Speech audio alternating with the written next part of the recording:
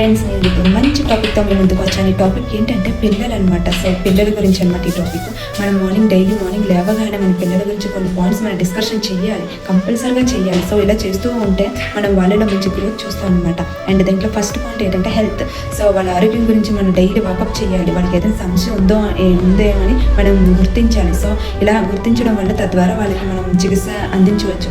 And అలాగే next second point ఏంటంటే school or colleges. And స్కూల్కి మీకు స్కూల్ అంతా ఓకేనా, కాలేజ్ అంతా ఓకేనా, మీకు చుట్టూతో ఉన్న వాతావరణం ఓకేనా, బాగుందా లేదా అని మీరు వాళ్ళ స్కూల్ గురించి మీరు డిస్కషన్ చేస్తూ ఉండాలి డైలీ. సో ఇలా చేస్తూ ఉంటే వాళ్ళకి కాలేజ్ ఆర్ స్కూల్ గురించి భయం పోతుంది, భయం ఉండదు వాళ్ళకి. ఎందుకంటే మీరు వాళ్ళ గురించి డైలీ అడగడం వల్ల వాళ్ళకి భయం పోతూ ఉంటుంది. అండ్ మీ మీద కాన్ఫిడెంట్ కూడా పెరుగుతుంది. అండ్ అలాగే మీరు వాళ్ళని పట్టించుకుంటున్నారన్న మైండ్ సెట్తో వాళ్ళు ఉంటారు. అండ్ వాళ్ళకి ఫుల్ కాన్ఫిడెంట్ పెరుగుతుంది. అండ్ వాళ్ళు రాంగ్ స్టెప్ వేయకుండా ఉంటారు.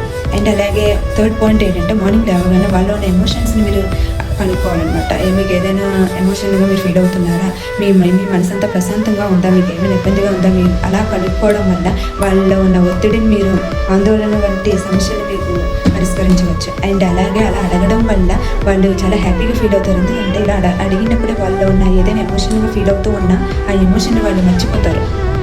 అండ్ అలాగే ఫోర్త్ పాయింట్, మీ పిల్లలు పెద్ద పిల్లలు అయితే వాళ్ళని మీరు ఇలా అడగండి. ఏంటంటే నీకు ఏమైనా హెల్ప్ కావాలా అని నుంచి, మీకు ఏమైనా హెల్ప్ కావాలా అని అడగండి. అలా అడగడం వల్ల వాళ్ళ కాన్ఫిడెంట్ పెరుగుతుంది. అండ్ వాళ్ళ సమస్యలు కూడా పరిష్కరించవచ్చు. అండ్ అలాగే మీ మీద ప్రేమ పెరుగుతుంది. అండ్ నెక్స్ట్ పాయింట్ ఏంటంటే ఆ రోజుల్లో మీ పిల్లలకి ఈరోజు మీకు ఏదైనా డైలీ ప్లానింగ్స్ ఏమైనా ఉన్నాయా, నువ్వు ఏమైనా చేయగలుగుతున్నావా అని అడగండి. అండ్ ఇలా అడగడం వల్ల వాళ్ళలో ఉన్న ఎమోషనల్ గ్రోత్ పెరుగుతుంది అనమాట. అండ్ అలాగే నువ్వు చాలా బలవంతుడివి అని చెప్పేసి పిల్లల్ని ప్రతిరోజు నువ్వు చాలా బలంగా ఉన్నావు అనేసి వాళ్ళని గుర్తు చేయండి. వాళ్ళ బలాన్ని వాళ్ళకి గుర్తు చేయండి. అండ్ ఇలా వారి ఆత్మవిశ్వాసాన్ని పెంచండి. ఇలా పెంచుతూ ఉంటే వాళ్ళలో ఉన్న అపనమ్మకం అండ్ భయం కూడా తొలగిపోతుంది. అండ్ అలాగే నెక్స్ట్ అండ్ ఇంపార్టెంట్ పాయింట్ ఏంటంటే పాజిటివ్. అండ్ మీ పిల్లలకి పాజిటివ్గా ఉండమని చెప్పండి. అండ్ నెగిటివ్ ఆలోచనని దూరం పెట్టమనండి. సో ఇలా చేయడం వల్ల మీ పిల్లలు మీరు చాలా హ్యాపీగా చాలా హెల్తీగా ఉంటారని చెప్పండి. అండ్ అలాగే గర్వం, మీరు మీ పిల్లలతో ఇలా గర్వంగా మాట్లాడండి. ఎందుకంటే నీ వల్ల మేము చాలా గర్వంగా ఉన్నాము. సో అలా చెప్పండి అనమాట. మీ పిల్లలతో అలా చెప్తే తద్వారా పేరెంట్స్ చిల్డ్రన్స్ బ్యాండ్ పెరుగుతుంది అనమాట. సో మీ మీద మీ పిల్లలకి ప్రేమ కూడా పెరుగుతుంది.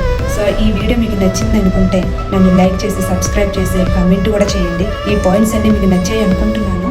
And thank you.